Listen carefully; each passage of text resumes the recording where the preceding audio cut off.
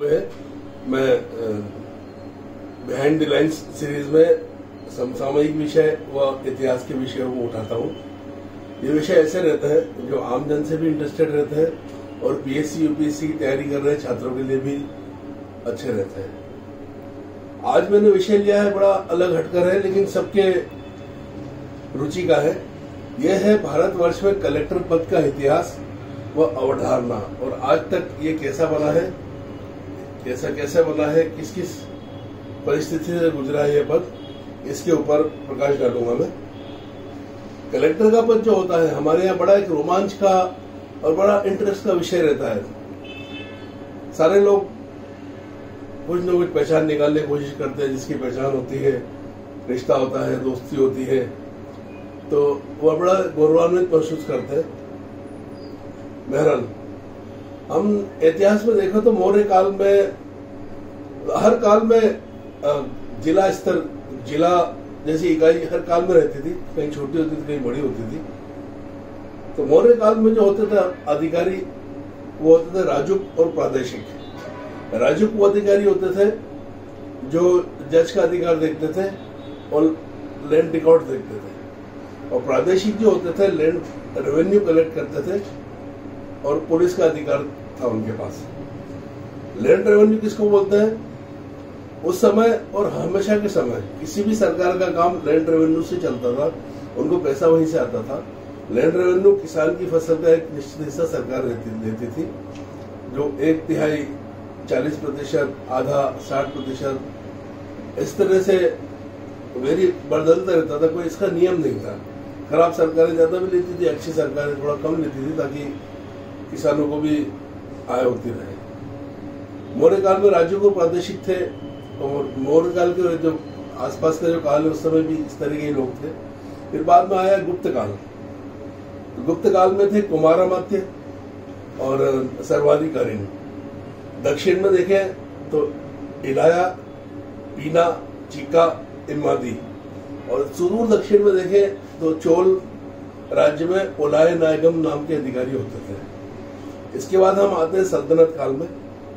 तो सल्तनत काल में बड़ा विचित्र रहा कि वो इनकी लड़ाई झगड़े इतने रहते थे कि अगर राज कोई पा भी लेता था तो उसको राज्य को स्थायी रखने में अधिकतर ऊर्जा खर्च हो जाती थी।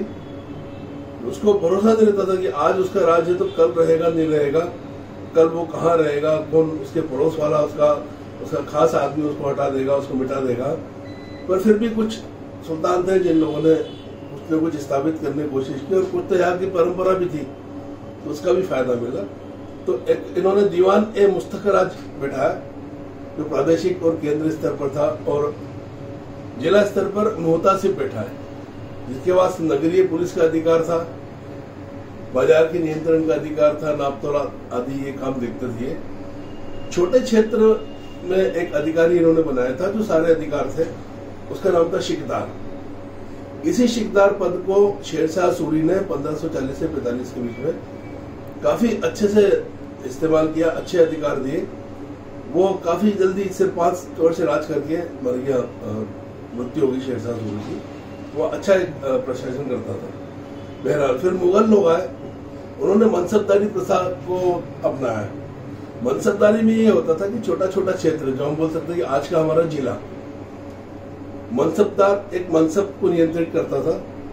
उसको अधिकार दिए जाते थे कि यहाँ से वो लैंड रेवेन्यू लेगा किसानों से और केंद्र को देगा, और उसमें से खुद का हिस्सा भी रखेगा, वो उसकी कमाई होती थी। पर उसमें यह था कि मुगल, चूंकि शुरू के जो मुगल थे काफी शक्तिशाली थे, तो वो समझदार भी थे। उन्होंने इसको ट्रांसफर करने योग्य बनाया, एक जगह से दूसरी जगह उनके ट्रांसफर करते रहते थे। यही चीज कहीं कहीं हमें मौर्य काल में 1-2 जगह देखने में आई जहाँ गवर्नर का ट्रांसफर किया था उन्होंने। फिर वहां उस समय कानून वो भी होते थे जो भूमि का रिकॉर्ड, लैंड रिकॉर्ड देखते थे, जो आज की तारीख में लैंड रिकॉर्ड ऑफिसर होते हैं कलेक्ट्रेट में। फिर आते हम कलेक्टर अंग्रेज काल में, 1757 से लेकर 1772 तक, जब इन्हें बंगाल का शासन मिला या फिर इन्होंने अपनी कुटिलता से हासिल किया, जो भी था। तो ये नायब दीवान इन्होंने अपॉइंट किए थे, जो पहले प्रथा चल जा रही थी, और वो जमींदारों के थ्रू लैंड रेवेन्यू इकट्ठा करके अंग्रेजों को देते थे। 1772 में बोर्ड ऑफ रेवेन्यू की स्थापना हुई, जिसने गवर्नर और उसकी काउंसिल को अधिकार दिए। तो उसी साल सबसे पहले शब्द आया कलेक्टर। उन्होंने यूरोपियन कलेक्टर और उनके साथ में एक हिंदू दीवान, इंडियन दीवान,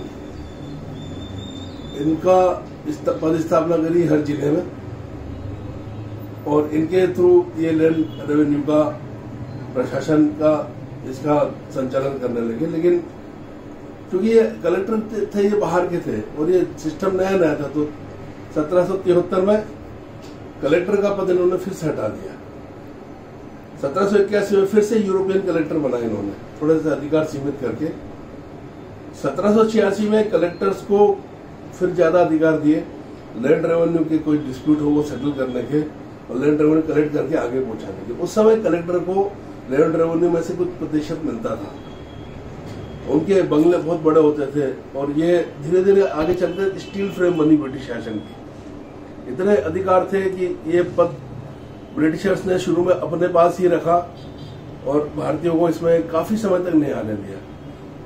फिर 1790 में 10 साल सेटलमेंट लागू हुआ और 1793 में कॉर्नवालिस ने परमानेंट सेटलमेंट की घोषणा करी। इसमें जमींदारों को भी साथ में लिया और लंबे समय के लिए जमीन का लैंड रेवेन्यू का सेटलमेंट किया गया, क्योंकि हर वर्ष सेटलमेंट करना और वो इनका क्षेत्र कार्य क्षेत्र बढ़ता जा रहा था, संभव नहीं था। 1772 में दीवानी अदालत हर जिले में हुई, उसके ऊपर कलेक्टर को अधिकार दिए गए। जिला अदालत रही, उसमें कुछ अधिकार कलेक्टर को दिए गए, यहाँ तक कि क्रिमिनल केसेस के लिए भी कुछ अधिकार कलेक्टर को दिए गए। 1793 में कॉर्नवालिस कोड आया, इसके थ्रू कलेक्टर के सारे जुडिशियल अधिकार ले लिए गए, अलग से जज की नियुक्ति की गई। हालांकि परवर्ती काल में कलेक्टर के पास में लैंड रेवेन्यू और कुछ मामलों से रिलेटेड जुडिशियल अधिकार रहे, जो बाद में इसलिए इनको कलेक्टर के साथ में जिलाधिकारी व डिस्ट्रिक्ट मजिस्ट्रेट भी बोलते हैं। फिर इसके बाद 1853 तक ईस्ट इंडिया कंपनी के डायरेक्टर्स वो अपॉइंट करते थे कलेक्टर को। 1853 के बाद से परीक्षा की बात हुई कि परीक्षा होना चाहिए, परीक्षा होना चालू हुई। 1858 में गवर्नमेंट ऑफ इंडिया एक्ट आया, उस एक्ट के द्वारा इंडियन सिविल सर्विस उसकी स्थापना हुई और उसकी परीक्षा होना चालू हुई। ये परीक्षा लंदन में होती थी हर साल अगस्त में, और इसमें 18 से लेकर 23 वर्ष के लोग भाग ले सकते थे।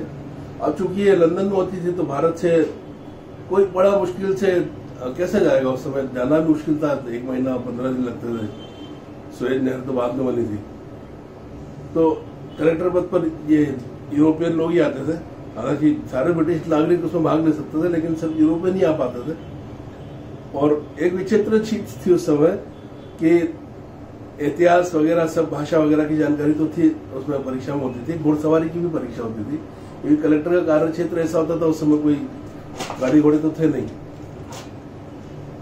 और फिर 1870-80 के दशक से भारतीय प्रबुद्ध लोगों ने अपनी आवाज उठाना चालू करी। उन्होंने बोलना चालू किया कि इसमें भारतीय लोग भी होना चाहिए, क्योंकि भारतीय लोगों के ऊपर प्रशासन की बात है तो भारतीय लोगों का हिस्सा होना चाहिए। तो ऐसा करते करते 1893 में ब्रिटिश पार्लियामेंट ने रिजोल्यूशन पास किया कि हाँ भाई, परीक्षा ये एक वहां भी होना चाहिए इंग्लैंड में और एक भारत में भी होना चाहिए। लेकिन फिर भी परीक्षा पहली बार 1922 में हुई भारत में, न्यू दिल्ली में। सबसे पहले सुरेंद्रनाथ बनर्जी 1870s में सिलेक्ट हुआ था ICS, जो इंडियन थे, पर इन्होंने कुचाली करके, कुटिलता करके और उनको उसमें रहना नहीं दिया, तो उन्होंने वो छोड़ दिया। और इसमें आप देखिए कि बाद में उसी डिपार्टमेंट के मंत्री बने और इससे संबंधित रिफॉर्म्स को उन्होंने लागू किए। फिर 1914 में विश्व युद्ध चालू हो गया, तो इन्होंने ये सोचा कि अब भारतीयों को, लोगों को ज्यादा रहना पड़ेगा, प्रशासन में ज्यादा भरोसा करना पड़ेगा। तो 1915 के बाद से भारतीयों का प्रतिशत बढ़ते गया और इसके पहले प्रोविंशियल सर्विस भी स्थापित की ताकि भारतीय लोगों को जोड़ सके, जिससे फिर डिप्टी कलेक्टर का सिलेक्शन होता था, उनका अपॉइंटमेंट होता था। UPSC union public service commission की स्थापना 1926 में हुई। 26 जनवरी 1950 तक इंडियन सिविल सर्विस नाम से चलता रहा पद। उसके बाद से इंडियन एडमिनिस्ट्रेटिव सर्विस की स्थापना हुई, जिसकी हर साल परीक्षा होती है और भारतीय लोगों में से सिलेक्ट होता है।